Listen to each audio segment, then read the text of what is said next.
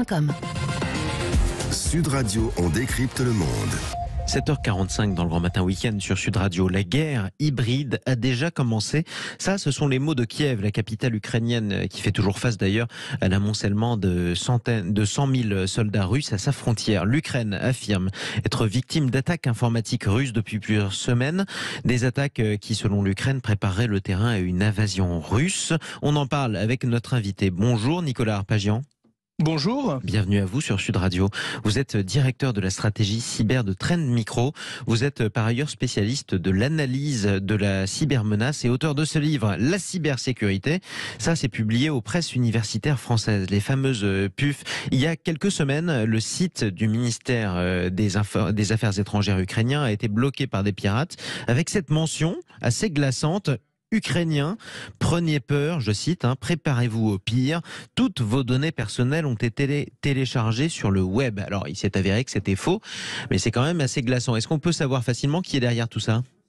Alors non, pourquoi ? Parce que déjà, ces attaques, on parle de défaçage, de modification de pages d'accueil de sites Internet. Ce ne sont pas des attaques qui sont très complexes d'un point de vue technique. D'ailleurs, on avait vu en France, il y a quelque temps, des collectivités locales, des mairies qui avaient fait l'objet ainsi de cette manipulation. C'est souvent faute d'avoir mis à jour des sites Internet de publication. Par contre, ça a un effet, comme vous l'avez indiqué, de diffusion d'un sentiment de crainte, de peur.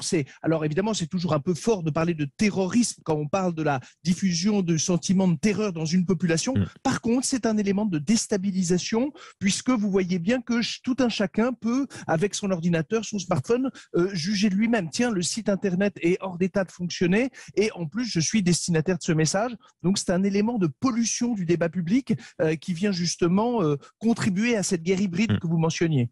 Alors, du coup, effectivement, c'est une situation assez déstabilisante. Il se trouve en plus qu'en Ukraine, en ce moment, on assiste à d'autres types d'attaques. Alors, ça paraît basique, mais vous avez des alertes incendies qui se multiplient un peu partout en Ukraine. Est-ce que ça, c'est de l'ordre de la cybermenace ou c'est le bon vieux coup de l'appel anonyme ?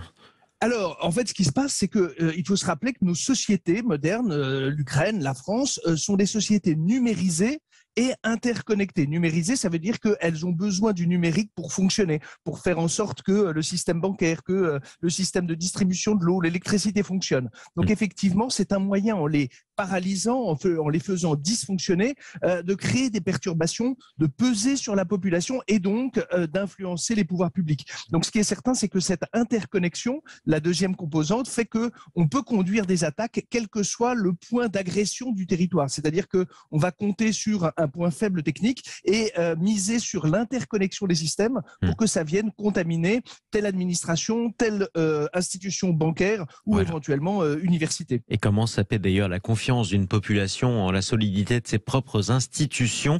Comment on fait pour lutter contre ça ?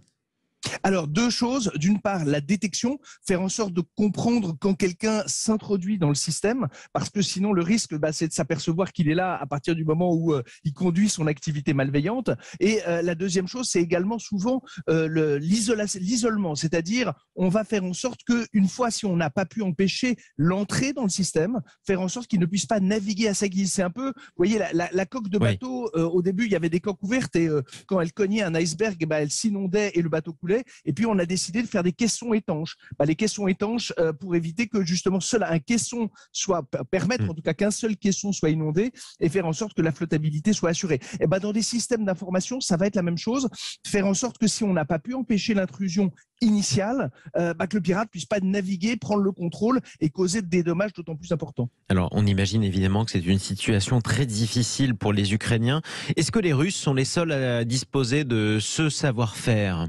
Non, tous les États aujourd'hui, grands, petits, moyens, du nord, du sud, de l'est, de l'ouest, ont développé deux capacités offensives et défensives, parce que vous avez bien compris que tout un chacun pouvait faire l'objet de ce type d'attaque.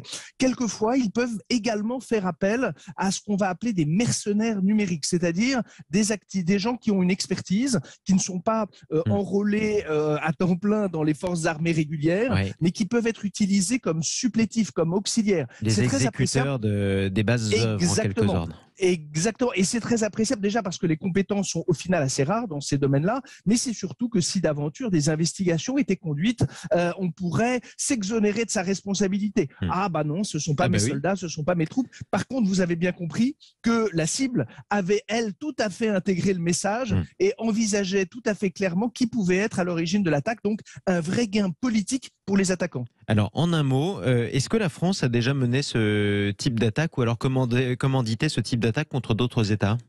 Alors, la France a la particularité d'avoir deux structures, puisque, alors, c'est pas le cas dans tous les pays, mais on a scindé la défense de l'attaque. Donc, la défense est assurée par une agence gouvernementale, donc l'ANSSI, l'Agence nationale de sécurité des systèmes d'information.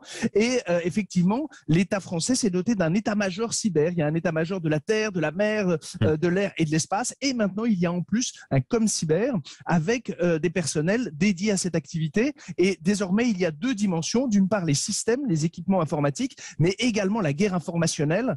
Pourquoi ? Parce qu'avec le numérique, on peut également influencer avec les réseaux sociaux par des campagnes justement d'information ou de surinformation ou de désinformation. Donc on a bien ces deux dimensions qui sont gérées d'une part par l'ANSSI pour la protection et le ComCyber. Donc effectivement, la France fait partie des pays qui se sont dotés de cette capacité offensive et défensive. Et donc les Russes ne sont pas forcément les seuls à penser faire ce genre de choses. Merci beaucoup Nicolas Arpagian. Merci. D'être intervenu dans le Grand Matin Week-end sur Sud Radio, directeur de la stratégie cyber de Trend Micro, spécialiste de l'analyse de la cybermenace et auteur de ce livre, La cybersécurité, si vous voulez tout savoir. Vous pouvez vous procurer ce livre, chers amis qui nous écoutez sur Sud Radio. C'est publié aux presses universitaires de France.